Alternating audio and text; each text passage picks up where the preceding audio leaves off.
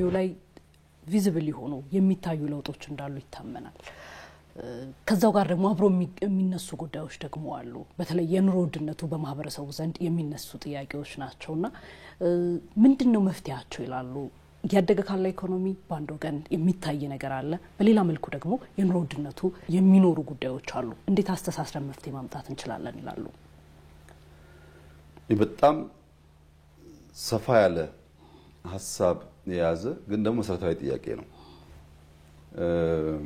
ግን ቀድሜ ወዳነሳሁልሽ ጉዳይ ነው ይመልሰን አሁንም የዚህን ጉዳይ እውነታ በየሌየሩ ሽንኩርቱን እየላጠን ካላየን በቀረ የተዛባ ግንዛቤና ያልተስተካከለ ድምዳሜ ላይ እንደርሳለን ለምሳሌ የኑሮ ውድነትን እንደ ኤግዛምፕል እናንሳ ወይም ኢንፍሌሽንን የዋጋ ግሽበትን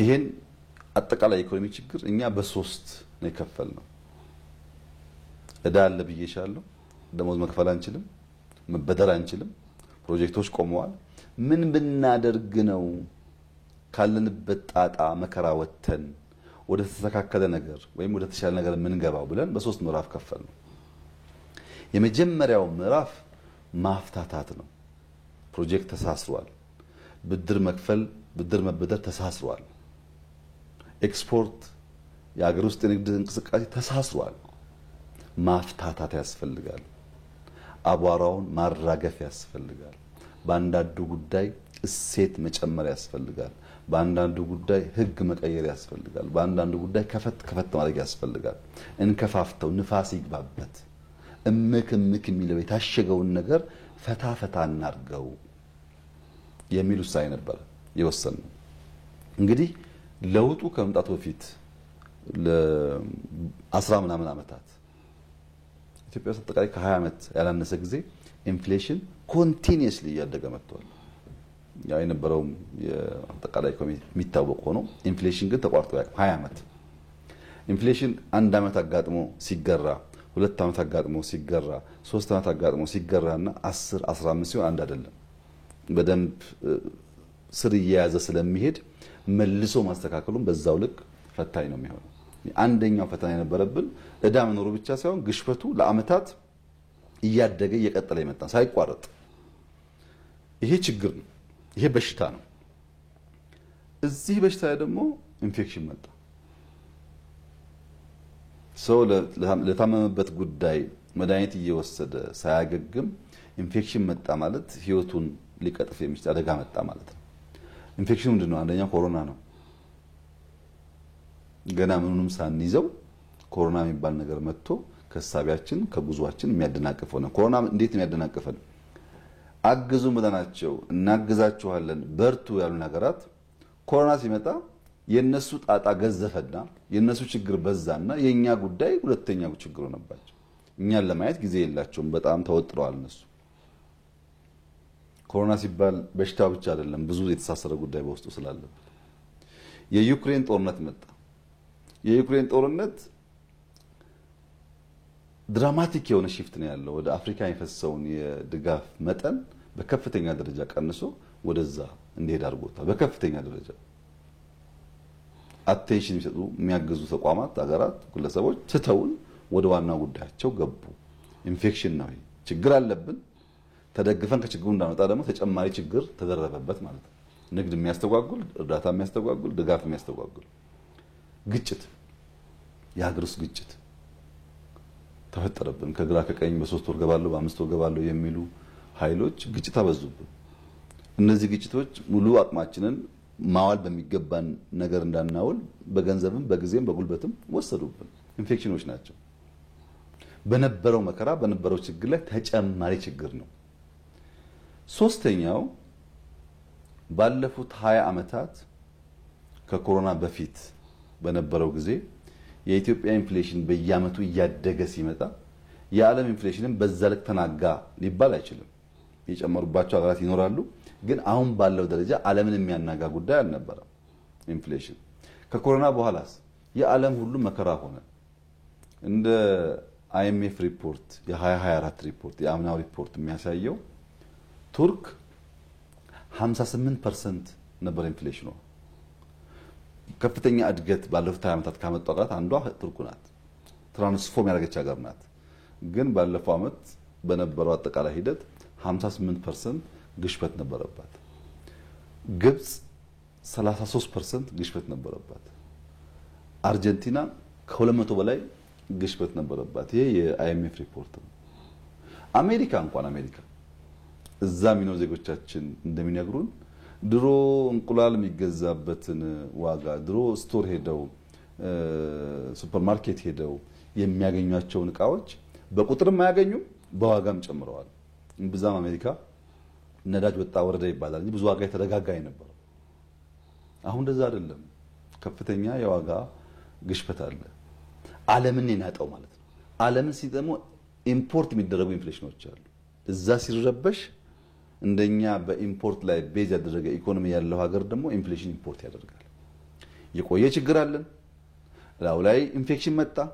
ይሄ ችግር ደግሞ ከኛ አልፎ የዓለም ችግር ሆነ። ይሄ ሲደማመር ችግሩን ለመፍታት የምንወስድበት መንገድ በምዕራፍ ካልተከፈለ በቀር በቀላሉ የሚፈታ ሆኖ አናገኘውም። እና በመጀመሪያው ምዕራፍ ፈታታ ነው። አቧራውን ለማራገፍ ሞከረ፣ ቫልዩ ለመጨመር ሞከረ፣ እሴት ለማከል ሞከረ። በሁለተኛው ምዕራፍ ማንሰራራት ነው ያለብን። ሊፕ ፍሮግ ነው ማድረግ ያለብን። ቀስ ያለው አካሄድ፣ ኢንክሪመንታል የሆነው አካሄድ ካለንበት ችግር አያወጣንም። ያን ለማድረግ ደግሞ 3 ነገር ላይ እናተኩር። አንደኛ ተቋም እንገንባ፣ በፍጥነት እንፍጠን። በእያንዳንዱ ስራዎቻችን እንፍጠር። ፈጠራ ይታከልበት። ፈጠራ ከሌለ የፈጠርነውን ነገር ለመከወን ፍጥነት ከሌለ በፍጥነት የሚከውን ተቋም ከሌለ ሊፕፍሮግ ማድረግ አንችልም፣ መዝለል አንችልም። ኢንክሪመንታል ነው የሚሆነው እድገቱ። ያ ደግሞ ከሆነ የምናስበው ውጤት አናመጣም ብለው ወሰነን። ልክ እንደ ቅድሙ በሌየር ማየት እንዲያስችልሽ ነው ማነሳው። አዎ ተቋም መገንባት አለብን ሲባል የነበረው የሰው ኃይል ኢትዮጵያ ውስጥ የነበረው የመንግስት ሰራተኛ ቁጥር አንዳንዱን ጉዳይ ለመከወን በቂ አይደለም። በነገራችን ላይ ባለፉት 6-7 ዓመታት በአቨሬጅ የኢትዮጵያ መንግስት ለደሞዝ የሚያወጣው ገንዘብ በየአመቱ በአቨሬጅ 21% ይጨምራል። በየአመቱ 21% ይጨምራል ወጪው። ያ የወጣው ወጪ እያንዳንዱ ሰራተኛ ጋር ይደርሳል ወይ የተባለ እንደሆነ አይደርስም። ለምንድን ነው የማይደርሰው? የመንግስት ሰራተኛ ከለውጡ በፊት 7 አካባቢ ነበር። አሁን ከ2.5 ሚሊዮን በልጧል። በዚህ 6-7 ዓመታት ውስጥ የመንግስት ሰራተኛ 44% ጨምሯል። 44%። ለምንድን ነው በዚህ ልክ የጨመረው ያልን እንደሆነ አንዳንድ ሴክተር ብቻ እናንሳ። መምህራን ከለውጡ በፊት ከነበረው 1/3 ቁጥር ጨምረናል። 36% የመምህራን ቁጥር ኢትዮጵያ ውስጥ አድጓል ባለፉት 6 ዓመታት 36%። ድሮ ለመምህር ለምናወጣው ደሞዝ 36% ጨምሯል ማለት ነው። ያ ባለው መጠን በጭማሪው አይደለም፣ ባለው መጠን። ለምን ቁጥር ሰፋ? የትምህርት ስርዓቱ ስብራት አለበት፣ ውድቀት አለበት።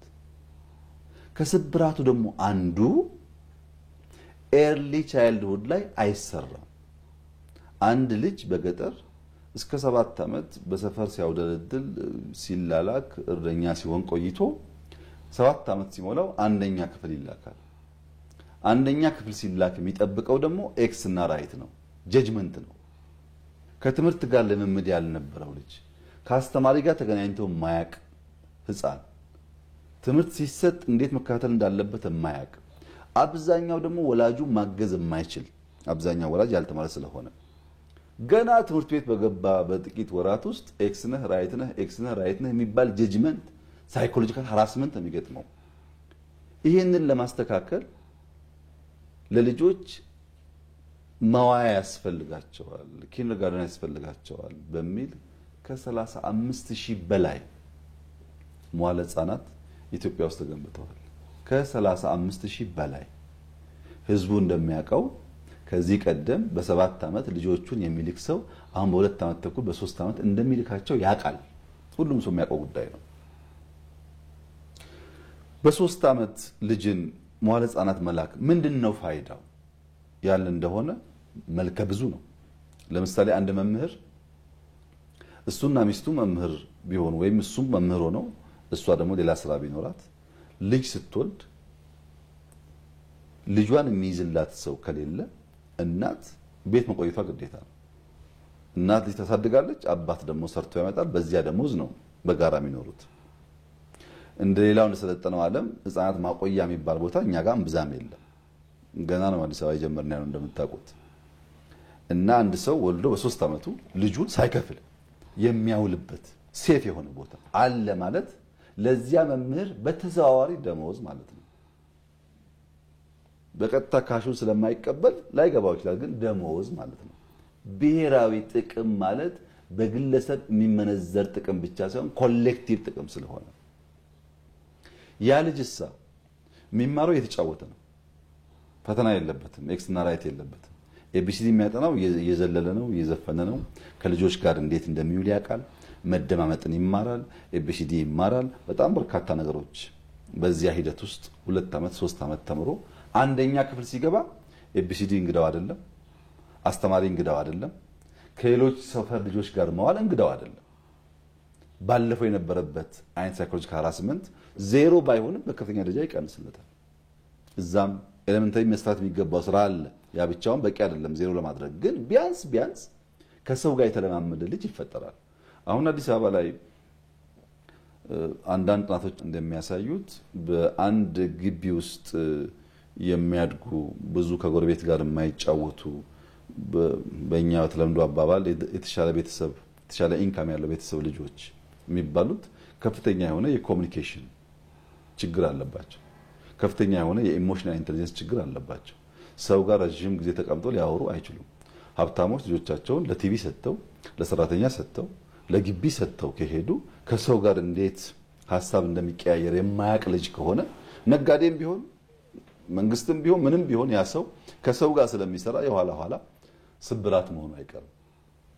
36% መምህራን ጨምረን አሁን በመቶ ሺዎች መምህራን ካልጨመርን በስተቀር በኤርሊ ቻይልድሁድ ምን ስራው ስራ የተሟላ አይሆንም። ለመገንባት ለቁሳቁስ ለመምህራን ደሞዝ ምን ያክል እንደሚወጣ እንግዲህ አስዩ። ጤና ባለፉት 6-7 ዓመታት 53% የጤና ሙያተኛ ጨምረናል። ከነበረን ጤና ሙያተኛ 53% ጭማሪ ተጨምሯል። ለምን? በየሰፈሩ ጤና ኬላዎች በብቃት ስላልነበሩ ወይም ሐኪም ስላልነበረ ያን ካላስፋፋን በቀር ያሉን የሕክምና መስጫ ጣቢያዎች አሁን ያለውን ፖፑሌሽን ማገዝ አይችሉም። በዚህ ሕክምና ሙያ ላይ የሚሰራ ሰው ደሞዝ ያገኘ ቀጥታ ብትይ ላያገኝ ይችላል። ግን በቀን 50 ሰው 20 ሰው የሚያይ ከነበረ በተወሰነ ደረጃም በየቦታው የሚያግዙ ሰዎች ሲፈጠሩ ያ ቁጥር ይቀንሳል ማለት ነው። ያ ቁጥር ቀነሰ ማለት ሁለተኛ ስራ ይሰራ እድል አገኘ ማለት ነው። ያ ቁጥር ቀነሰ ማለት ብዙ ነገር ለማድረግ ጊዜ ያገኘ ማለት ነው። ይሄ በቁጥር ያለው እድገት ነው። በየአመቱ 21% ጨመረ ስልሽ 21% ገንዘብ ኪሳችን ገባ ላይሆን ይችላል። ግን ተጨማሪ ተቋም ስንገነባ የሰፋ ነገር አለ። ተቋም ባንገነባ ደግሞ የማይመጣ ውጤት አለ። ዘንድሮ ሪፎርሙን ስንሰራ ደሞዝ ጭማሪ ያስፈልጋል፣ ሰዎች ይቸገራሉ ብለን እንደ መንግስት 91 ቢሊዮን ብር ነው የጨመርነው። በዘንድሮ 7 ወር 8 ወር ከጨመር 91 ቢሊዮን ብር ነው የጨመርነው። አጨማመራችን ላይ የኢትዮጵያ መንግስት ሰራተኛ እስከዛሬ በነበረ ሁኔታ ከታች ያለው 1000 ምናምን የሚያገኙ ሰዎች አሉ። እዚህ ፕራይም ሚኒስተር ኦፊስ የሚሰሩ የ1200 ደሞዝተኞች አሉ፣ በየቦታው አሉ። እንደዚህ እንደ ሀገር ሚኒመም ዌጅ አልሰራንም እንደ ሀገር። ቢያንስ ግን በመንግስት እንጀምረው። ሰው 1000 ብር እየበላ አንዳንዱ ልጆችም ስላሉት መኖር ስለሚቸገር ከላይ ያለውን እናሳንሰውና በትክክለኛው የደሞዝ ጭማሪ መጠን ከሄድን ታች እያነሰ ላይ ከፍ እያለ ነው በፐርሰንቴጅ ስለሆነ ያንን ገልብጠው ላይ እንቀንስና ታች ያለው ሰው መኖር የተሳነው ሰው ትንሽ ኑሮውን ከፍ እናድርግ ብለን ከ1000 ምናምን ሚኒመም የሚባለው የመንግስት ክፍያ 4800 አስገብተናል። ሚኒመም የሚባለው አሁን ከመንግስት ጨርሰን ወደ ግሉ ሚኒመም ዌጅ እንመጣለን እየተዘጋጀን ያለን 4800 ስናስገባ ዝቅተኛ ኢንካም የነበራቸው ደሞዝተኞች 300% በላይ ጭማሪ መጥቶላቸው በደሞዛቸው ውስጥ ላይ ግን ፐርሰንቴጁ ያንሳል። ለምን አነሰ?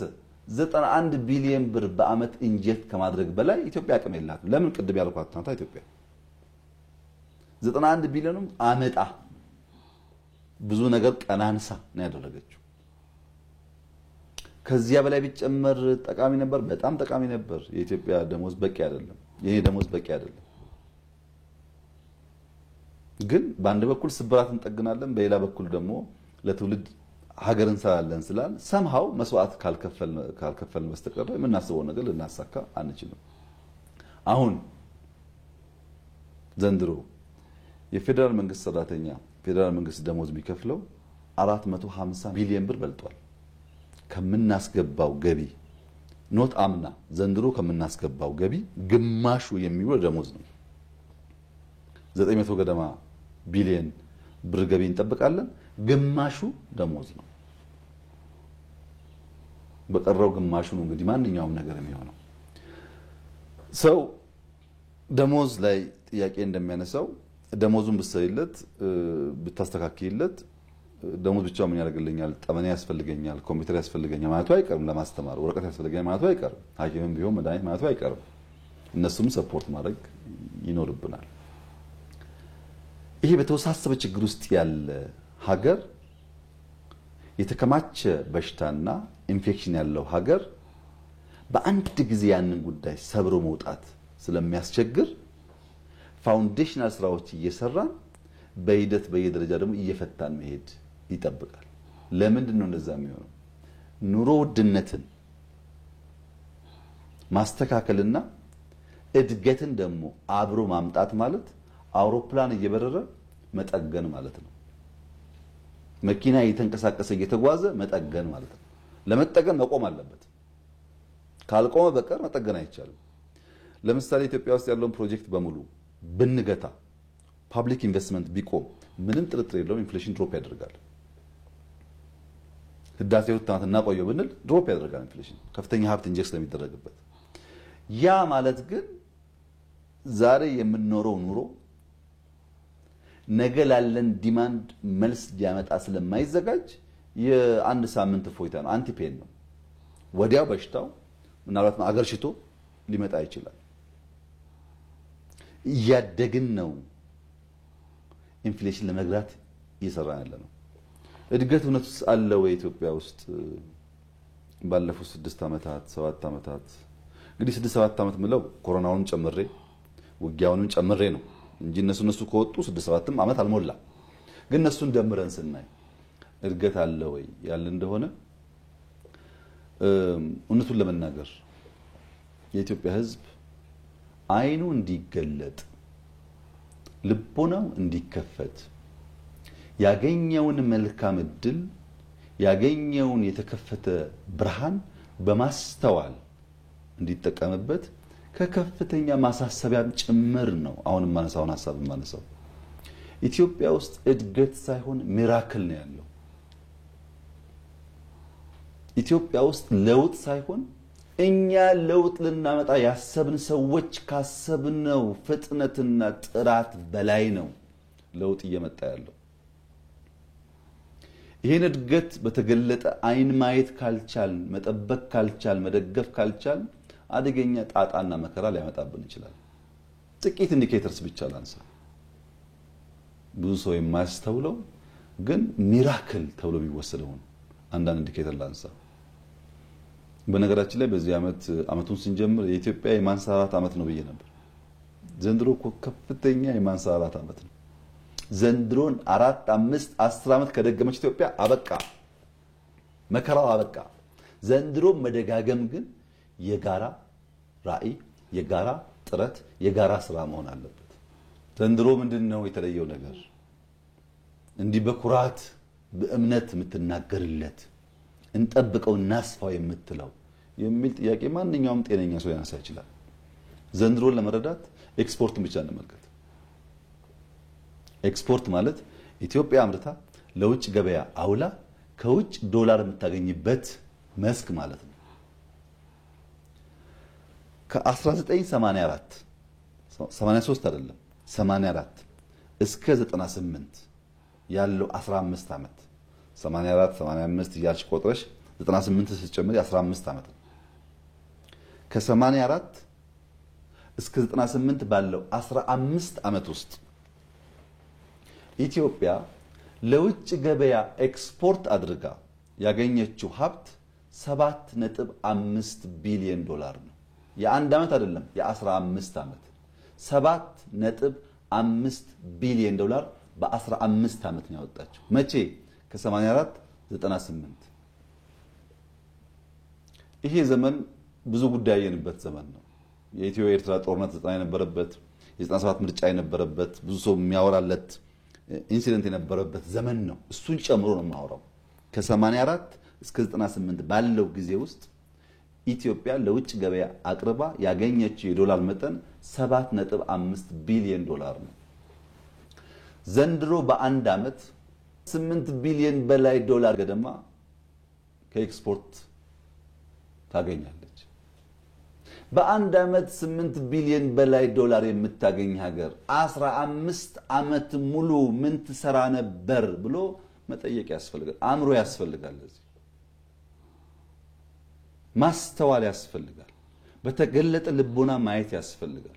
ያ 15 ዓመት እንደዚህ አይነት ተአምር ሰርተንበት ቢሆን ኖሮ ዛሬ የት እንሆን ነበር ብሎ በቁጭት መንፈስ ተምሮ መለወጥን ይጠይቃል። 15 ዓመት 7.5 ቢሊዮን ዶላር ኤክስፖርት ያደረገች ሀገር በአንድ ዓመት 8 ቢሊዮን በላይ ዶላር ገደማ ኤክስፖርት አድርጋለች። ከምንድን ነው ያገኘችው? ይሄንን መስክ ሚለውን ደግሞ እንመልከት። የሚተሳሰር ጉዳይ ስላለ ለምሳሌ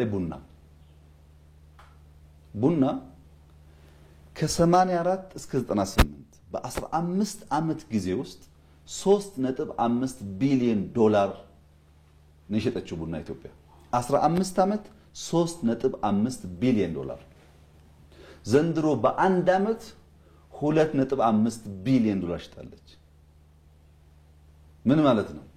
ሁለት ዓመት ውስጥ 5 ቢሊዮን ብትሸጥ በ15 ዓመት ውስጥ ከሸጠችው በብዙ የበለጠ ማለት ነው። ቡና ነው ያልኩት። ከየት መጣ ይሄ? ግሪን ሌጋሲ ነው። ተክለን ነው፣ ደክመን ነው ያመጣ ነው። በዋዛ የመጣ ጉዳይ አይደለም። በቢሊየንስ ሲድሊንግስ ተክለን ተንከባክበን ቡናው ሪስፖንድ አድርጎ ነው ዛሬ ለዓለም ገበያ የምናቀርበው ቡና በመጠንም በሚያስገባው ገቢ ያደገው። ኢማጂን በአንድ ዓመት 2.5 ቢሊዮን እና በ15 ዓመት 3.5 ቢሊዮን ዶላር ዲፈረንስ አለ። ከዚህ ወዲያ ማንሰራራት ከየት ይመጣል? ይሄ መደጋገሙ ነው የሚያስፈልገው እንጂ። ወርቅን እንመልከት። ወርቅ አስደማሚ ነው። ባይዘው አንዱ እቺ ምድር ስባላት፣ እቺ ምድር ሀብት አላት፣ እቺ ምድር የተከማቸ የተደበቀ ሀብት አላት፣ ጥያቄ የለውም። ያንን መንዝረን መጠቀም የሁላችንም ቅጀት፣ የሁላችንም ህልም፣ ምኞት፣ ጸሎት ነው። ከ84 እስከ 98 ባለው 15 ዓመት ጊዜ ውስጥ ኢትዮጵያ በ15 ዓመት ወርቅ ኤክስፖርት አድርጋ ያገኘችው 508 ሚሊዮን ዶላር ነው። 508 ሚሊዮን ዶላር በ15 ዓመት። ዘንድሮስ በአንድ ዓመት 3.2 ቢሊዮን ዶላር አግኝታለች። ስንት እጥፍ? 6 እጥፍ። በአንድ ዓመት ያመጣነው የወርቅ ዋጋ 15 ዓመት ካመጣነው 6 እጥፍ አደገ ማለት ማንሰራራት ካልተባለ ምን ማንሰራራት ይባላል ታዲያ? 15 ዓመት የባከነውን ጊዜ አስቡት። ይሄንን ውጤት 5 ዓመት ከደገምን 10 ዓመት ከደገምን ምን እንደሚያመጣ መገመት ለማንም አይከብድም። ይሄ ኤክስፖርት ነው። ሌሎቹን አስደማሚ ዳታዎች በየቦታው ላነሳለች ይችላል። ኢትዮጵያ ውስጥ በከፍተኛ ደረጃ በአይን የሚታይ የሚጨበጥ የሚዳሰስ ለውጥ አለ።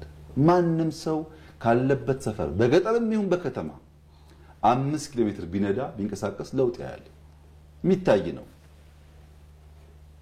ይሄ ለውጥ ግን የጎደለውን እየሞላን ሰስቴን አድርገን ለልጆቻችን አስተማማኝ ፋውንዴሽን መጣል የኔም ያንቺም የሷም የጋራ እዳ ነው አንዱ ጥያቄ አንዱ መላሽ ሳይሆን የጋራ እዳችን ነው ማድረግ አለብን መጨከን አለብን መድከም አለብን ዋጋ መክፈል አለብን ለማን ለልጆቻችን ሳንደከኝ መጣ ውጤት የለም ይሄን የመሰለ እድገት እያመጣን ኢኳሊ የኢትዮጵያ ኢንፍሌሽን ከ30 ምናምን ገደማ 13.5 ወርዷል በዚህ አመት ከግማሽ በታች አወርደናል ኢንፍሌሽን ከ34 13.5 ወርዶ ኤክስፖርት ገቢ ድህነት ቅነሳ የእዳ ውዝፍ ከጂዲፒያችን አንፃር ዲክላይን ማድረጉ ኢትዮጵያ በብዙ መንገድ ከነበረባት በሽታ ብቻ ሳይሆን ከኢንፍሌሽኑ በማገገም ላይ እንደሆነች ያሳያል ድና ጨርሳለች ወይ አልጨረሰችም እንዲህ በዋዛ ድና የምትጨርሰው ጉዳይ አለ ስብራቱ ብዙ ስለሆነ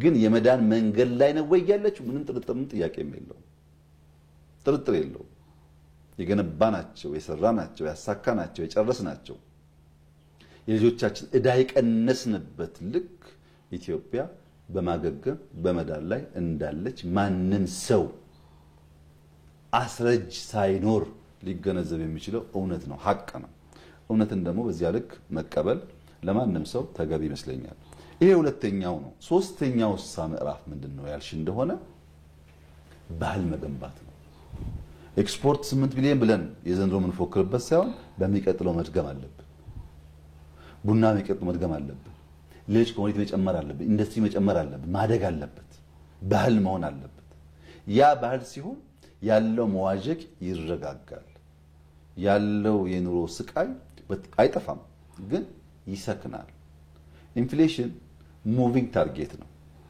ቋሚ ታርጌት አይደለም ቋሚ ታርጌት አንድ ያለመሽ ተኩሰሽ ምትመጪው ነው ኢንፍሌሽን ባህሪው እንደዛ አይደለም ይቀያየራል የዋጋ ንረት ከልማት ጋር ልማት ባለበት ሀገር ውስጥ ተንቀሳቃሽ ፈተና ነው ተንቀሳቃሽ መከራ ነው ተንቀሳቃሽ ታርጌት ነው እየተከተሉ ለማጥፋት ኢቮልቭ የሚያደርግ ስትራቴጂ ያስፈልጋል ከአዲስ መልኩ ከአዲስ ባህሪው ጋር የሚያድግ ስትራቴጂ ይጠይቃል ለሙቪንግ ታርጌት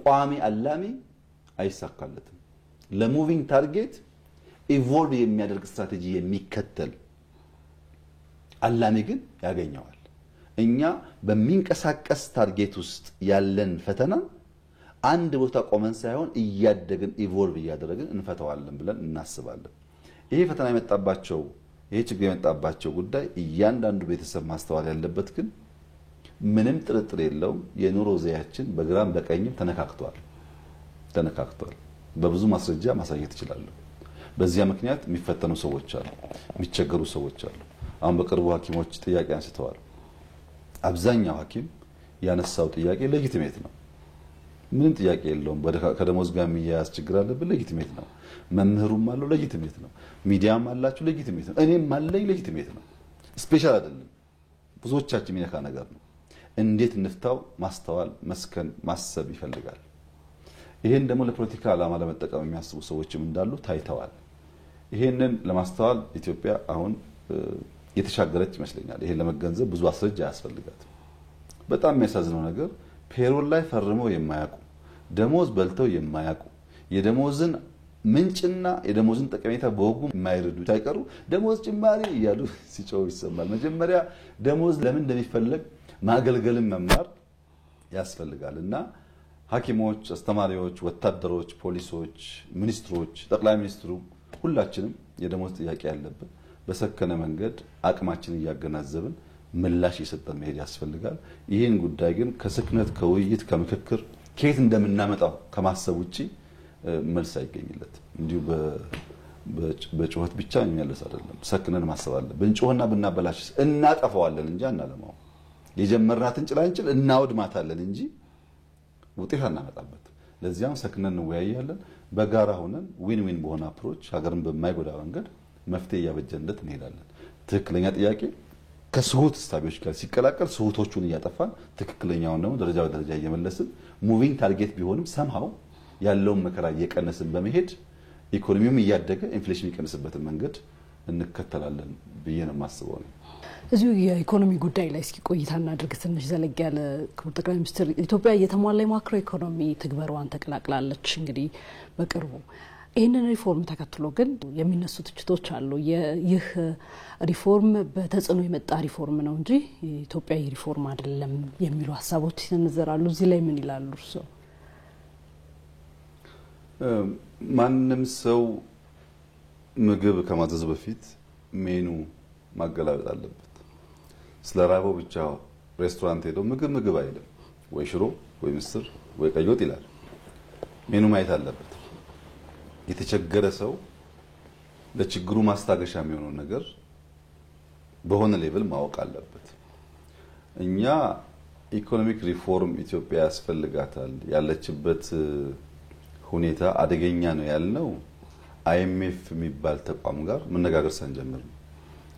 በነገራችን ላይ ቢሮ ገብቼ የመጀመሪያው የኢህአዴግ የብልጽግና አይደለም የኢህአዴግ ስራ አስፈጻሚ ስብሰባ ኢኮኖሚክ ከፈት የሚል ውይይት ነበር የመጀመሪያው። በዛ ጊዜ ነው አይኤምኤፍ ጥቁር ይሁን ነጭ በአካል ማግኘት እድል አልነበረኝም።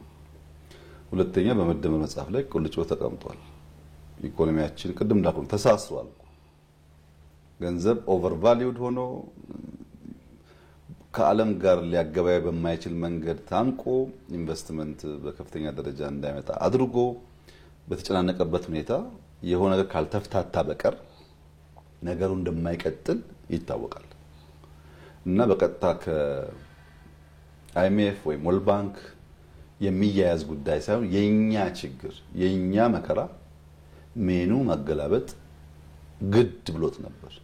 ሜኑ ስናገላበጥ ግን በአንዳንድ ሰው ባህሪ እንደምታውቂው ቀጥታ ከሜኑ ላይ ያለውን አንብቦ አያዝም። ሽሮ መርጦ እንደሆነ ሽሮአችሁ ግን እንዴት ነው ይላል። ሽሮአችን እንደዚህ ነው እንደዚያ ነው ይባላል። ከሽሮ ይልቅ ምስር ብታዝ ይባላል። ሽሮአችን ያደረ ነው ትኩሱ ይሻላል ይባላል። ሜኑ ቢያይም ሜኑ ቢያገላብጥም አስፈላጊ ሆኖ ሲገኝ ደግሞ ምክር ይጠይቃል። እኛ መክፈት እንዳለብን ስናምን በጣም በስፋት ትምህርት ለመቅሰም ሞክረናል። ለምሳሌ በአፍሪካ ውስጥ ሪፎርም ከሰሩ ሀገራት መካከል ናይጄሪያ አንዷ ናት፣ ግብጽ ሁለተኛዋ ናት፣ ደቡብ ሱዳን ሶስተኛዋ ናት። ናይጄሪያና ግብጽ የተሻለ ኢኮኖሚ በንጽጽር ከፍ ያለ ጂዲፒ ያላቸው ናቸው። ሳውዝ ሱዳን ደግሞ ዝቅ ያለ ኢኮኖሚ ያላት ናት። እኛ ግን ከፍ ካሉት ተምረን ዝቅ ያለችው አታስፈልገንም አላልንም። ሶስቱም ጋር ዴሌጌሽን ልከን እንዴት ጀመራችሁ እንዴት ሰራችሁ ምን ገጠማችሁ ብለን ከደቡብ ሱዳንም ከግብጽም ከናይጄሪያም ትምህርት ቀስመናል። ከነሱ ብቻ አይደለም ከአርጀንቲናም ተምረናል። በርካታ በእኛ መሰል ችግር ውስጥ ኖረው ወደ ሪፎርም የገቡ ሀገራት ትምህርት ለመቅሰም ሙከራ አድርገናል። ከአይኤምኤፍ ጋር ተወያይተናል፣ ከወርልድ ባንክ ጋር ተወያይተናል፣ ከኢኮኖሚክ ማህበራት ጋር ተወያይተናል፣ በኢኮኖሚ ዙሪያ ትንታኔ ከሚሰጡ ተቋማትና ግለሰቦች ጋር ተወያይተናል፣ ከብዙ ሀገር መሪዎች ጋር ተወያይተናል።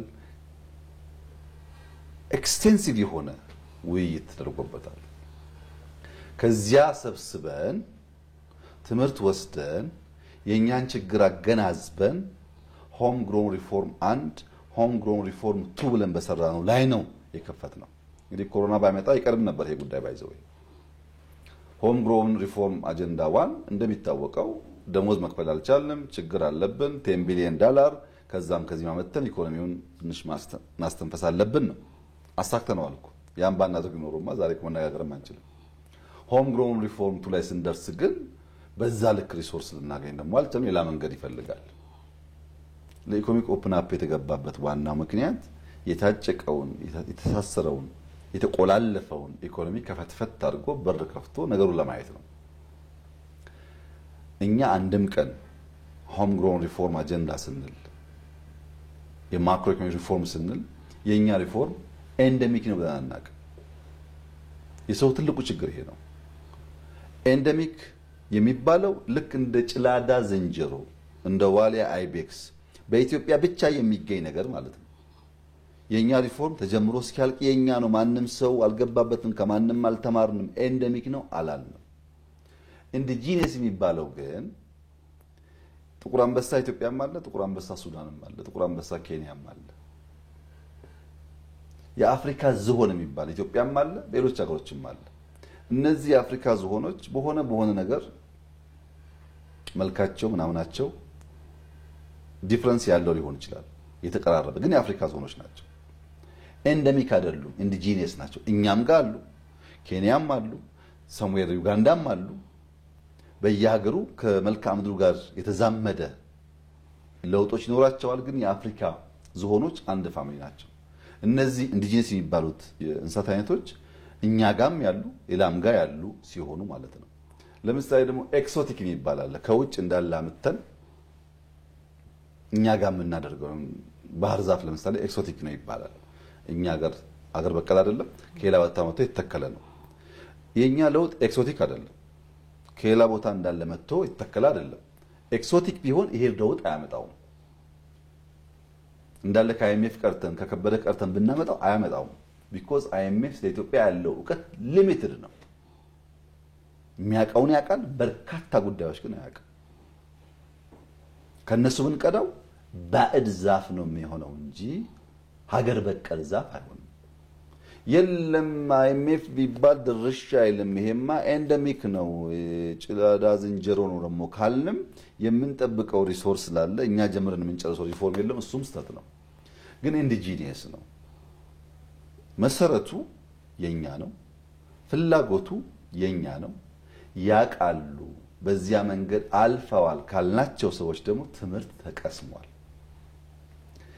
ከራሳችን ፍላጎት እና አቅም ተነስተን ከሌሎች ተምረን የሰራነው ስራ ነው ለምሳሌ IMFን ብቻ ላንሳ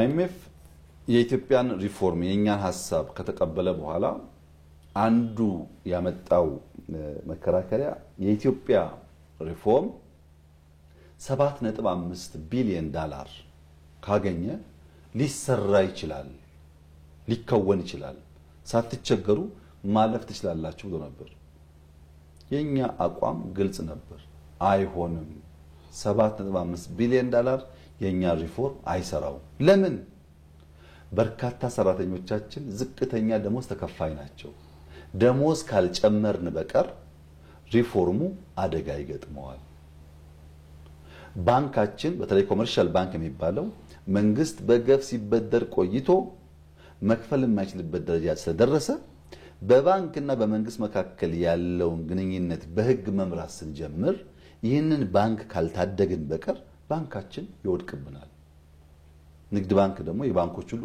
አውራ ነው በኢትዮጵያ ውስጥ መታደግ አለብን እንደዚህ ያል በጣም በርካታ ኢሹ አንስተን በእኛ ጥያቄና በእኛ ፑሽ መሰረት 10.5 ቢሊዮን ተስማምተን ነው የገባነው በእነሱ ቢሆን 7.5 ነው 10.5 ውስጥ በቂ ነው በቂ አይደለም ገና ተጨማሪ ሀብት ይፈልጋል ለምን ቅድም እንዳነሳ ነው በጣም በርካታ ጉዳዮች መደጎም ይፈልጋሉ በባለፈው አመት 350 ቢሊዮን ብር ገደማ የኢትዮጵያ መንግስት ድጎማ አድርጓል ነዳጅ እንደጉማለን መድኃኒት እንደጉማለን ሴፍቲኔት እንደጉማለን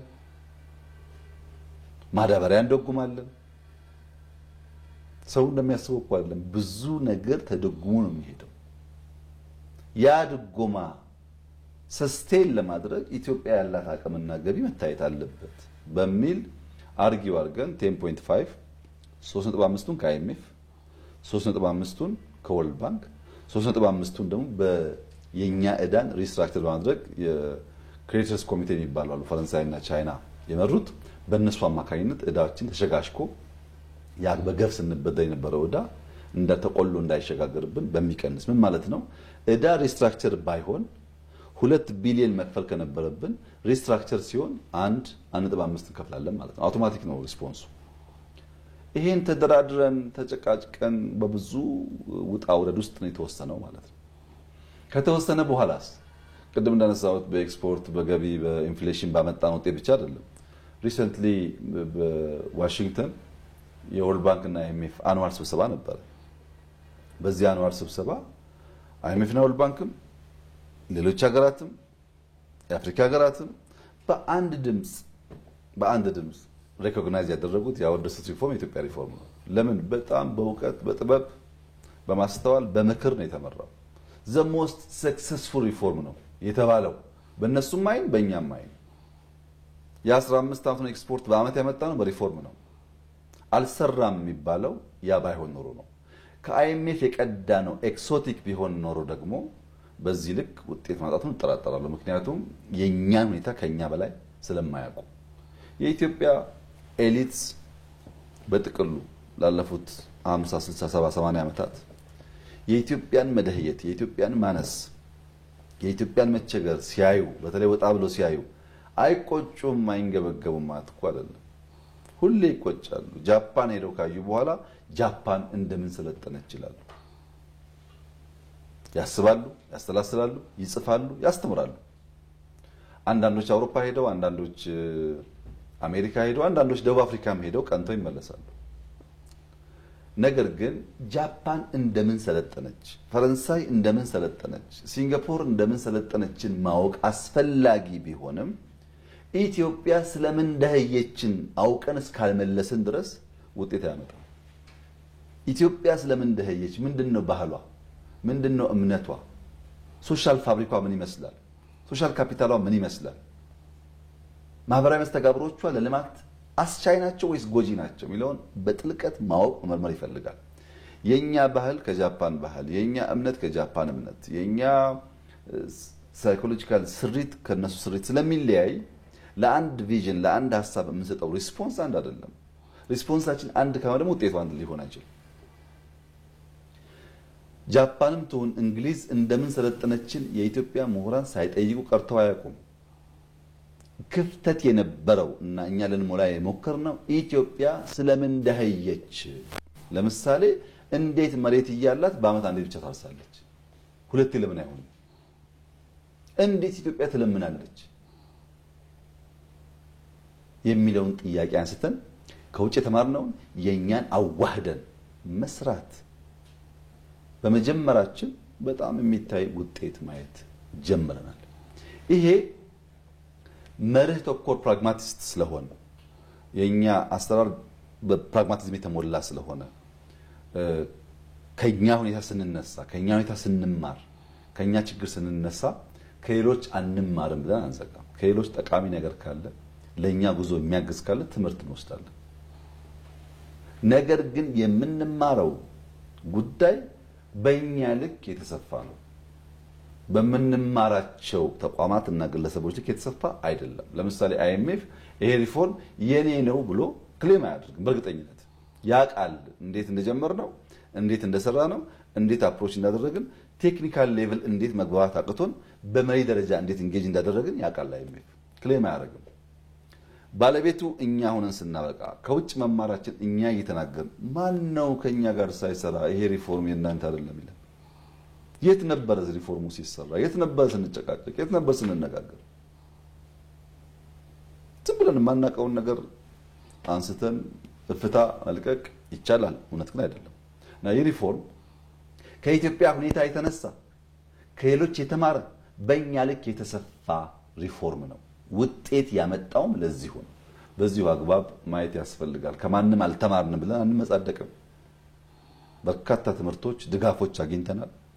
በእነዚያ ትምህርቶችና ድጋፎች ደግሞ ተውጠን የኛን አቋሞች ትተናል አንልም። አቋሞቻችን ጠብቀን ነው ውጤት ያመጣነውና በዚያ ሚዛን ቢታይ ጠቃሚ ይመስለኛል። በተለይ በኢኮኖሚ ውስጥ የመንግስት የትኩረት አቅጣጫ ወደ ሰርቪሱ ወደ አገልግሎቱ ያደላ ነው። ለማኑፋክቸሪንግ እምብዛም ትኩረት የሰጠ አይደለም የሚሉ ሀሳቦች ይነሳሉ። እውነትነት አላቸው? አጭሩ መልስ የላቸውም። ግን የላቸውም በቂ መልስ አይደለም። እንዴት እንደሌላቸው ማስረዳት ያስፈልጋል። ፕራዮሪቲ ስንለይ የኢትዮጵያን ችግር አገላብጠን ለመፈተሽ ከሞከርን በኋላ ፕራዮሪቲ ስንለይ በየትኛው መስክ ብንሰራ ይሳካልናል፣ በየትኛው መስክ ባጠረ ጊዜ ውጤት ይመጣል፣ በየትኛው መስክ በመካከለኛ ጊዜ ውጤት ይመጣል ብለን በክፍል በምዕራፍ ከፍለን ያየ ነው። ጄኔሪክ እውቀቶች አሉ። ኢትዮጵያም የምትመካበት አፍሪካም የምትመካበት ወይም ሁሉም ሰው በእኩል የሚናገራቸው አድቫንቴጅ ተብሎ የሚወሰዱ ጉዳዮች ነበሩ። መረመር ናቸው። እኛ እነዛ አድቫንቴጆች ናቸው ወይ ብለን መረመር ናቸው። ለምሳሌ በየትኛውም ዓለም ብንሄድ በየትኛውም ሳሚት ብንሄድ ትልቁም ትንሹም የሚያውቀውም ማያውቀውም አፍሪካ ርካሽ ጉልበት አላት። አፍሪካ አብዛኛው ሰው ወጣት ነው። ይሄ ወጣት ይሄ ጉልበት አንድ ለልማት አስቻይ አቅም ሆኖ ይሰራል፣ እንደ አድቫንቴጅ ይወሰዳል የሚል የጋራ እውቀት አለ። ሁሉም ሰው የሚናገረው እውቀት አለ። እኛ ጠየቅን ይሄን እውነት ነው ወይ ብለን። አንደኛ ርካሽ ጉልበት አለ ወይ? ሁለተኛ ይሄ ርካሽ ጉልበት የተባለው አፍላ ጉልበት የተባለው ጉዳይ ምን ያክል ይዘልቃል? ኤአይ የመጣ ነው። ሮቦቲክስ አለ። አንድ ሰው የሚሰራውን ሮቦት እየሰራ ነው። በዚህ ጉልበት ተመጻድቀን ስንት ዓመት ልንቆይ እንችላለን? ይሄንን ጉዳይ እንደ አቅም እንደ አድቫንቴጅ ማየት ኢትዮጵያ ያዋጣታል ወይ ብለን አየን። አያዋጣትም። ምንመካበት የጉልበት ጉዳይ በሮቦት ከተተካ ሊያወዳደረን አይችልም። እሱ ብቻ ደግሞ አይደለም። ይሄ ጉልበት የተባለውስ መያዝ እንችላለን ወይ? እኛ አቅም አለን ለመያዝ? እናስተምራለን በነፃ ትምህርት ነፃ ነው ኢትዮጵያ ውስጥ። አንድ ሰው ዶክተር እስከሚሆን ሐኪም በነፃ ይማራል ኢትዮጵያ ውስጥ። ዶክተሩ ከተመረቀ ማግስት በኋላ ግን የኢትዮጵያ መንግስት የኢትዮጵያ ሕዝብ በነፃ አስተምሬሃለሁና ከፈለኝ ሊያዝ የሚልበት መንገድ የለውም። ወደ ፈለገበት ገበያ ወደ አዋጣው እግሩ ወደ መራው ሄዶ ይሰራል። የተሻለ የሚከፍሉ ሰዎች ይሄ ረከሰ የሚባለውን ጉልበት በቀላሉ ያው ማንፈልግህም አትምጣብን ቪዛ አንሰጥህም እያሉ እየተለመኑ ባህር እያቋረጥን እናገለግላቸዋለን። እና ይሄ ጉዳይ አስተማማኝ አድቫንቴጅ መወዳደሪያ አቅም አይደለም፣ እንፈትሸዋል። የተለመደው እውነት ግን እሱ አልነበረም። አላይኤምኤፍ ርካሽ ጉልበት ያልኩት ትክክል አይደለም ኤአይ የመጣ ነው ብለው ላይቀበለኝ ይችላል። እኔን ከራሴ ጥቅም አንፃር ፈትሸዋለሁ። ይሄ ሁለተኛው ጥሬ ዕቃ ነው። አፍሪካ በገፍ ጥሬ ዕቃ አላት፣ ተዝቆ የማያልቅ ሀብት አላት የሚባል ንግግር ያ ሁሉም ሰው ይናገራል። ይህ ጥሬ ዕቃስ ልንወዳደርበት ያስችለናል ወይ? እውነት ነው ወይ ብለን ጠይቀናል፣ መርምረናል። ምክንያቱም ለምሳሌ አይረን ኦር አፍሪካ ውስጥ በስፋት አለ፣ እውነት ነው። ይሄ ግን ዓለም ላይ ያለው የብረት ክምችት ስክራብ የሚባለው ከዚህ ቀደም ጥቅም ላይ የዋለው መልሶ ቀልጦ ተጨፍልቆ ሪዩዝ የሚደረገው ብረት በጣም ብዙ ነው። ስክራብ ገዝተው እሱን ጨፍልቀው በሚፈለግ ሞዳሊቲ ሰርተው ኤክስፖርት የሚያደርጉ አካላት አሉ። አይረን ኦር የሚባል የሌላቸው ብረት የሚባል የማያመርቱ ስክራቡን ብቻ ሰብስበው ኤክስፖርት የሚያደርጉ አሉ። ሪዩዝ ማለት ተጀምሯል። ላስቲኩ፣ ወረቀቱ፣ ብዙ ነገር መልሶ ፋብሪካ ገብቶ ጥቅም ላይ ይውላል። እኛ የምንመካበት የጥሬ ዕቃ ጉዳይ አሁን ሪዩዝ ማድረግ ከተጀመረበት ስርዓት አንፃር ምን ያክል ሊያወዳድረን ይችላል? እነሆ ከሱ አለፍ ብለን እስቲ ለመሆኑ ወርቅ አፍሪካ ነው ያለው ወይስ ከአፍሪካ ውጭ ነው ያለው? አንዱ የምንመካበት ሀብታችን እሱ የት ነው ያለው ወርቅ? እና እነዚህን ጥሬ ዕቃዎች ለመስታወትም ይሁን ለብረት፣ ለላስቲክም ይሁን ለወረቀት ግብአት የሚውል አቅም አፍሪካ ውስጥ እንዳለ ቢታመንም ቀድሞ የወጣው ሀብት ግን በሪዩዝ ለበርካታ ዓመታት ሊያስኬድ እንደሚችል እያየን በዚህ መስክ እንወዳደራለን ብንል ያዛልቀናል ወይ? ያዋጣናል ወይ? ጠየቅን። ይሄን ሶስተኛ የሚነሳው ገበያ ነው። ገበያ እያደገ ነው፣ የተሳሰረ ነው፣ ኢኮሜርስ እየሰፋ ነው የሚባል ነገር በአፍሪካም የነፃ ንግድ ቀጠና የሚባል ነገር አለ። ዓለም ላይ እውነት ነው ገበያ እየተስፋፋ ነው ያለው። ግን እዛ ገበያ ውስጥ ለመወዳደር የሚያስችል ምርት አለን ወይ? እዛ ገበያ ውስጥ ለማድረስ ሎጂስቲክስ አለን ወይ? ቡናው አለ ምናምኑ አለ፣ ግን ማድረስ እንችላለን ወይ? በማድረስ ምክንያት ዋጋችን ውድ አይሆንም ወይ? ጂኦግራፊካሊ እስረኛ የሆነች አገር አንድ ምርቷን ወስዳ በአንድ መስመር ብቻ ዓለም እያዳረሰች በዚያ ምክንያት ዋጋ እየተወደደባት ልትወዳደር ትችላለች ወይ? ይህም ጥያቄ ነው። በኖርማሉ የተለመደ የጋራ እውቀት ነው። ምሁሩም ትንሹም ትልቁም የሚናገረው ነው። በለሆሳስ ሲታይ መጠየቅ ግን አለበት፣ አዛላቂ ስላልሆነ። ሌላው የሚነሳው ታዳሽ ኃይል የአፍሪካ ያልተነካ አንታፕድ ሪኖብል ኢነርጂ ሪሶርስ አላት ይባላል። ያልተነካ ታዳሽ ኃይል አላት ይባላል። እውነት ነው። ታዳሽ ኃይል አለ። በጂኦተርማል፣ በዊንድ፣ በሶላር፣ በሃይድሮ በጣም ትላልቅ አቅሞች አሉ። እነዚህ አቅሞች ግን በጣም በጣም ትልቅ ኢንቨስትመንት ይፈልጋሉ። ትልቅ ኢንቨስትመንት ይፈልጋሉ። ኢትዮጵያ ደግሞ አፍሪካ ደግሞ ካፒታል የላትም። ኢንቨስት አድርጋ እነዛ ለማምረት በቂ ካፒታል የላትም። ኢትዮጵያ ለህዳሴ 1 ብር ብድር አላገኘችም። እሺ ህዳሴ እንኳን ችግር የለውም ጭቅጭቅ አለ ብለን እናስብ። ለኮይሻ ለኤሌክትሮሜካኒካል ስንት ቦታ ለምነን ብድር አላገኘንም። አባባል ነው። አቅም አለ ብሎ ለዚያ አቅም ማውጫ የሚያበቃ ካፒታል ኢንጀክት ማድረግ ካልተቻለ ሊወጣ አይችልም ያቅ። ሁለተኛው ራሱ ታዳሽ ኃይል ቢመረት ራሱ ህዳሴ ቢመረት ራሱ ኮይሻ ቢመረት ራሱ ጂኦተርማል ቢስፋፋ ራሱ አሁን ያለው የ3D ኢንቬንሽን የ3D ቴክኖሎጂ ያመጣው ችግር የለም ወይ? ከዚህ ቀደም አንድ ሰው መኪና ለመስራት በጣም ትላልቅ ሼድ ያስፈልገዋል። በዚያ ውስጥ ነው እያንዳንዱ ፓርት እየተመረተ ተገጣጥሞ መኪና የሚሆነው ወይም ትላልቅ ሄቪ ኢንደስትሪ የሚሰራው። አሁን 3D እያንዳንዷን ፓርት በኮምፒውተር ሰርቶ ፕሪንት ስለሚያደርግ እቺን በመታከል ቤት ውስጥ እያንዳንዱ ፓርት ሊመረት ይችላል። ቢኮዝ እንደ ከዚህ ቀደም በሞልድ አይደለም የሚሰራው፣ በ3D ነው የሚሰራው። ይሄ የኢንደስትሪን ሳይዝ ቀንሷል፣ የኢንደስትሪን የኢነርጂ ፍላጎትም ቀንሷል። በስፋት ደግሞ እየቀነሰ ይሄዳል። በቀጥታ ዓመታት ኢንደስትሪ ከኢነርጂ የሚፈልገው ፍላጎቱ እየቀነሰ ነው የሚሄደው፣ ሳይዙም ኢነርጂውም። ኢነርጂ ለመቀነስ የማይሰራ ምርምር የለም። የኢነርጂ ሎስ ለመቀነስ የማይሰራ ምርምር የለም ዓለም ላይ። ቢኮዝ ትራንስሚሽን ከፍተኛ ሎስ አለው። ጄኔሬት ያደረገው ኢነርጂ እንዳለ አናገኘው እና 3Dም አፌክት እያደረገው ነው ይሄን ነገር። ከሁሉ ላይ ግን ሎጂስቲክስ የሚባል ችግር አለ። ሃይዌይ፣ ሬልዌይ፣ ፖርት የሌላቸው ሀገራት ለምሳሌ ጋምቤላ ላይ አምርቼ እኔ ከጋምቤላ አዲስ አበባ ለማምጣት የሚፈጅብኝን ቀን አስቡት።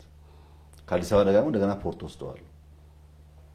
ፖርቱ አንድ መስመር ስለሆነና አማራጭ ስለሌለ ለምሳሌ ማዳበሪያ በምናስገባበት ወራት ኢትዮጵያ ማዳበሪያ ስታስገባ የጅቡቲ ወደብ ጤም ስለሚል ምንም ነገር ማስገባት አንችልም። የሲዝናል ጉዳይ ስለሆነ ነዳጅ ስናስገባ ሌላ ሊኪድ ነገር ማምጣት እንቸገራለን። ይሄ በቃ ፋክት ነው። ኢኮኖሚያችን እያደገ ሲመጣ እያየን ያለነው መከራ ነው። አማውንቱ እያደገ ሲል በዛው ልክ ፈተናው እያደገ ይሄዳል። ሎጂስቲክስ ውስንነት ባለበት ሀገርስ እንዴት ይሆናል? እነዚህን ጉዳዮች መርምረን ጠይቀን መጨረሻ የደረስንበት ጉዳይ ብዝሃ ዘርፍ፣ ብዝሃ ተዋናይ፣ ብዝሃ ተጠቃሚ ካላደረግነው በቀር በአንድ ሴክተር ላይ በአንድ ሴክተር ላይ ዲፔንድ ያደረገ ኢኮኖሚክ ሙቭመንት የኢትዮጵያን ስብራቶች አይጠግንም ብለን እንደመደም። ብዝሃ ዘርፍ ያስፈልገናል። አንዱ ሲሰበር አንዱ ሲደክም አንዱ እያልን ነው የምናስበውን ብልጽግና የምናረጋግጠው። በአንዱ ጉዳይ ላይ ብቻ መለጠፍ አያዋጣንም። ለምን? የኛ አልቲሜት ፍላጎት ብልጽግና ነው። ድህነትን ድምጥማጡን ማጥፋት ነው፣ መበቀል ነው ምንፈልገው። ያን ብልጽግና ለማረጋገጥ የሚያስፈልጉ ዲቴይልስ ኤሌመንቶቹን ካለየን በቀር በሆነ ጉዳይ ብቻ መዘን የምናሳካው አይደለም። አንድ ሰው ምጣድ ሳይኖረው እንጀራ መጋገር ማሰብ አይችልም። እንጀራ ለመጋገር ጤፍ ያስፈልጋል። ያረሰ ሰው ስላለ ገዝተን ከሆነ ወፍጮ ያስፈልጋል፣ እርሾ ያስፈልጋል። እነሱ ሁሉ አሟልተን ግን አልቲሜት ምጣድ ያስፈልጋል። ምጣድ ሳይዝ እንጀራ ጋግራለሁ ቢባል ዋጋ የለውም። እነዚህን በሙላት ሳናይና ሳናስብ ብልጽግና ብንል ዋጋ የለውም። በዚያም ምክንያት ግብርና የግድ ነው። ከፍተኛ ሊመረት የሚችል ያልተረሰ መሬት አለን፣ ውሃ አለን፣ እንደተባለውም ሰው አለን። ያን ተጠቅመን በአመት 2-3 ብናርስ በምግብ ራሳችን መቻል ሁነኛ ነገር ነው። ልንተው አንችልም፣ ማረስ አለብን። ሁለተኛ ኢንዱስትሪ ነው። ኢንዱስትሪ ላይ በስፋት ካልሰራን በቀር በግብርና ብቻ የምናስበውን ኤምፕሎይመንት የምናስበውን ኤክስፖርት ልናሳካ አንችልም። ምርት ያስፈልጋል። እነዚህም በቂ አይደሉም። ቱሪዝም ያስፈልጋል። ታሪክ አለን፣ ባህል አለን፣ የሚገርሙ ሲነሪዎች አሉን። እነሱም ብንሰራቸው በጣም ብዙ ሀብት ያመጣል።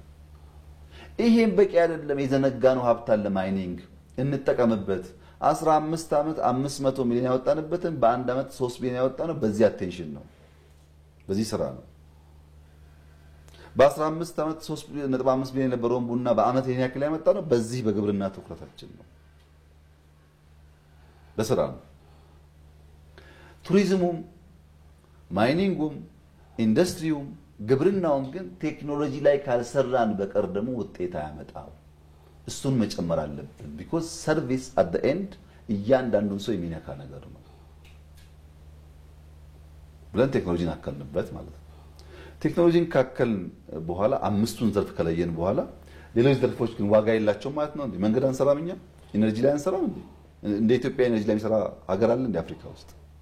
27 28000 ኪሎ ሜትር አስፋልት እኮ ይሰራ ያለ ነው እኛ ዛሬ እዚህ አዲስ አበባ እኮ በ100 ኪሎ ሜትር አስፋልት ይሰራ ያለ ነው የፕራዮሪቲ እኮ መሆን ይችላል ባለፉት 5 ዓመታት የሰራ ነው ሃውሲንግ ቤት እኮ 15 ዓመት ከተሰራ ይበልጣል ምን ጥያቄ የለው አይሰሩም ማለት አይደለም ዋናው የልማት ፒላሮቻችን ግን 5 ናቸው ብዝሃ ዘርፍ ናቸው ኢንዱስትሪ ስትራቴጂ ግን ኢንዱስትሪ ብቻ እንመልከት ኢንዱስትሪ ኢትዮጵያ ታምርት ያልነው ኢትዮጵያ ውስጥ ያሉ ፕላንቶች ፋብሪካዎች 47-48% ገደማ ብቻ ያመርቱ ነበር ካላቸው አቅም ከ50 በታች ያመርቱ ነበር ግማሹ መሬት ይቸግረዋል ግማሹ ኢነርጂ ይቸግረዋል ግማሹ ፋይናንስ ይቸግረዋል ግማሹ ስፔር ፓርት ማስገባት ዶላር ይቸግረዋል ብዙ ምክንያት አለው ይሄን በሴክተር ሰብ ሴክተር በፋብሪካ ደረጃ እያገዝን እየፈታን አሁን 65% ደርሰናል ምን ማለት ነው 50 የማይሞላው የማምረት አቅማችን 15% ከነበረው ፋብሪካ ብቻ ይጨመር ነው ማለት ነው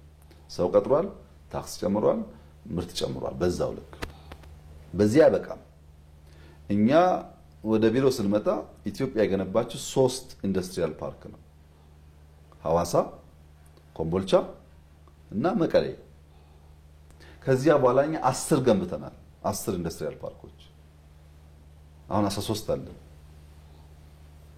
እነዚህ የገነባናቸው 13 ፓርኮች 20% 25% ብቻ የተያዙ ነበሩ ምክንያቱም ሼዶቹ ጥቅም ላይ ነው የኛም ቀድሞ የነበረው አሁን በድምሩ ሲታይ ከ80% በላይ ሼዶች ተይዘዋል ብዙ ቦታ መቶ ነው ይጎደሉም አሉ ከ80% በላይ ኢንዱስትሪያል ፓርኮቻችን ሼዶቻቸው ስራ ይሰሩ ነው ፋብሪካ ተክሎ ስራ ይሰሩ ነው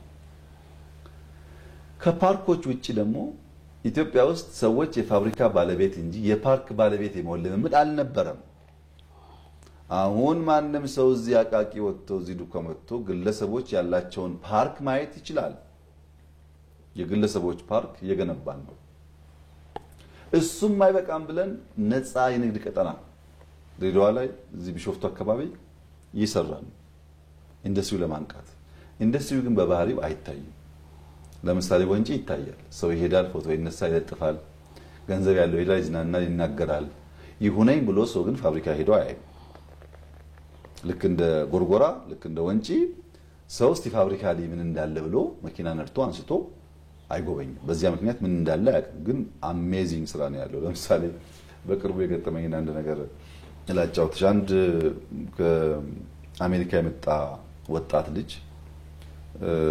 ኢትዮጵያን ይወዳል ግን ኢትዮጵያ ምን እንዳለ አያውቅም እና እዚሁ አቃቂ አካባቢ አንድ ኢንዱስትሪያል ፓርክ ነገር እየገነባ ያለ ባለሀብት አለ የሱን ኢንዱስትሪያል ፓርክ እንዲያይ ላክ ነው እና ልጁ ማንም ሰው ቪዲዮ አንስቶ ማንም ሰው ፎቶ አንስቶ ይሄ ነገር ኢትዮጵያ ውስጥ ምን ላምን አልችልም ግቢው መስኩ ግሪን የሆነ በጣም ትላልቅ ሼድ ኤንድ ቱ ኤንድ ስራ የሚሰራበት መኪና የሚመረትበት ብረት የሚጨፈለቅበት በ3D ዲዛይን የሚደረግበት ኢንዱስትሪ በግለሰብ ደረጃ በዚህ ሳይዝ ኢትዮጵያ ውስጥ አለ በባል አላምንም ነው ያለው እውነቱን ነው ማየት ይፈልጋል የሚያስደንቁ ስራዎች አሉ ካላየናቸው ግን አይገባንም ኢንዱስትሪ በባህሪው ግን ሌሎቹ አይደለም ትንሽ ይዘገያል ለምሳሌ አንድ ሰው ፋብሪካ ለመትከል መሬት ወሰደ እንበል ዲዛይን ሰራ እንበል ፋብሪካው እኮ እዚህ ያዘዋል ፋብሪካው ይመረታል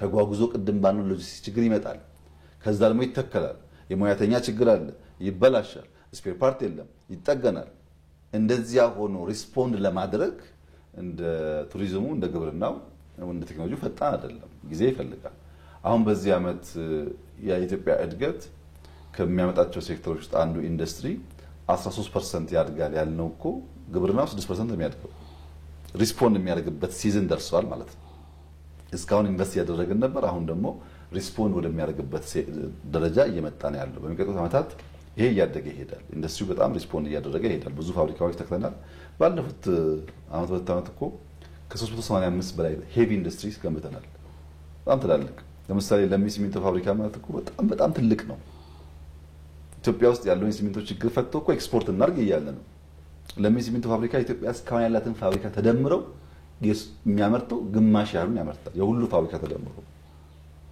እንደዚህ በየሴክተሩ አሉ ማለት ነው ግን ሰው አያያቸውም ለሚ ካልሄደ ፋብሪካዎችን ሄዶ ካላየ ስንት መኪና የሚጠገነው አሴምብል የሚደረገው ኢትዮጵያ ውስጥ እነሱም ካላየ በቀር የተሟላ ግንዛቤ አይዝም ሰርቪስን በሚመለከት ግን ትኩረት ተሰጠው ለማራከስ ትክክል አይደለም። ሰርቪስ የኢኮኖሚ እድገት መቋጫው ማሰሪያው እሱ ነው። ለምሳሌ የአሜሪካ ትልቁ ኢኮኖሚ የሚባለው እኮ ግብርናውና ኢንዱስትሪ ተደምሮ 30% ቢሆን ከ70% በላይ ሰርቪስ ነው። ማንም ያደገ ሀገር አልቲሜትሊ ቢገር ሼር ያለው በእድገት ውስጥ ሰርቪስ ነው። ለምን መሰለሽ? በቅርቡ ዘመን ገበያ የሚባል የኢኮሜርስ ኢትዮጵያ ጀምራለች።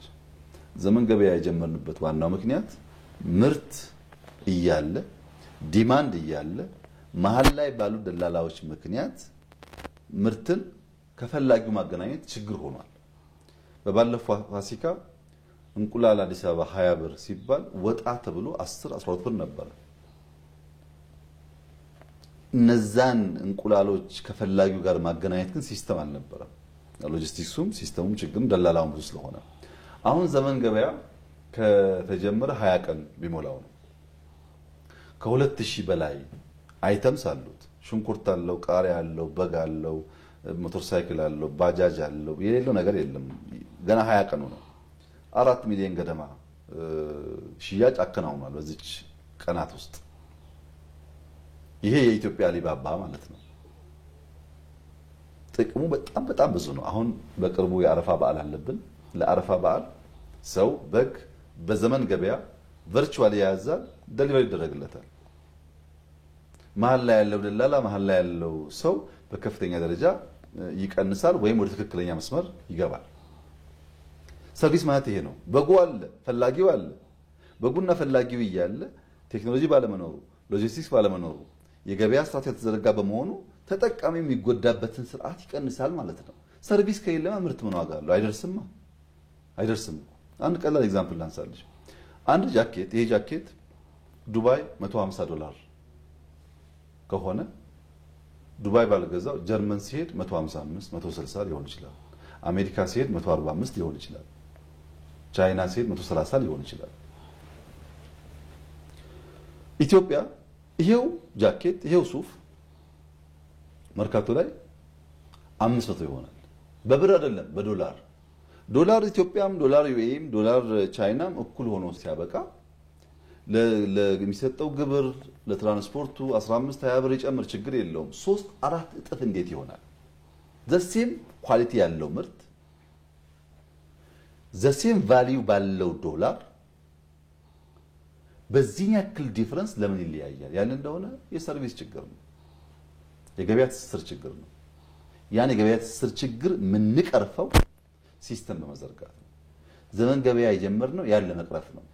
ለምሳሌ የፋይናንሻል ሴክተሩ ላለፉት 100 ዓመታት ኢትዮጵያ ውስጥ ካሽ ነው አጠቃላይ ምን ገበያየው። ሞባይል መኒ ጀመር ትናንትና 3 ዓመታችን ነው። በ3 ዓመት ውስጥ ሞባይል መኒ ሰርፓስ አደረገ የካሽን ትራንዛክሽን ትሪሊየንስ እንቅስቃሴ የሚያደርገው። ድሮ አንድ ሰው ብድር ለመበደር መታወቂያ አምጣ፣ ፎቶ አምጣ፣ ወላጅ አምጣ የሚባለውን ነገር ቨርቹዋሊ በሞባይል መበደር የሚችልበት እድል ማግኘት ማለት ለፋይናንሻል ኢንክሉዥን ሐሳብ ያላቸው ሰዎች ሐሳባቸው እንዲወለድ ለማገዝ ከፍተኛ ጥቅም አለው። ቴክኖሎጂው ከሌለ ግን በአገር ጫፍ ብድር ማድረስ የምንችልበት ምንም እድል የለም ማለት ነው። ሰርቪስ ሲባል የተመረተውን የተፈጠረውን ነገር ተጠቃሚ ለማድረስ የሚያቀል መንገድ ማለት ነው። የተመረተውን ነገር ተጠቃሚው ጋር በትክክለኛ ዋጋ እንዲደርስ የሚያደርግ ማለት ነው። እሱ እያደገ መሄዱ ጥርጥር የለውም። የኢትዮጵያም ኢንዱስትሪ ይሰፋል፣ ግብርና ይሰፋል። እያደገና እየወረሰ የሚሄደው ግን ሰርቪስ ነውና ሰርቪስ ኢንዱስትሪው ላይ ትኩረት ሰጥቶ ሳይሆን የሚነካን እሱ ስለሆነ ነው። በቅርበት የምናየው ሲወደድም ሲከስርም የምናየው እሱ ስለሆነ ነው እንጂ እኛ 5 ዘርፍ እንደ ፒላር ለይተን ለነሱ ደግሞ ደጋፊ የሆኑ ዘርፎች ጨምረን ነው እየሰራ ያለ ነው። ብዝሃ ዘርፍ ነው፣ ብዝሃ ተዋናይ ነው፣ ብዝሃ ተጠቃሚነትን የሚያረጋግጥ ነው። ለዛም ነው ሙላአት ባለው መንገድ ሲግኒፊካንት የሆነ የእድገት እንትን ውስጥ መንገድ ውስጥ የገባ ነው ማለት ነው። በዛ መንገድ ቢታይ መልካም ይመስላል።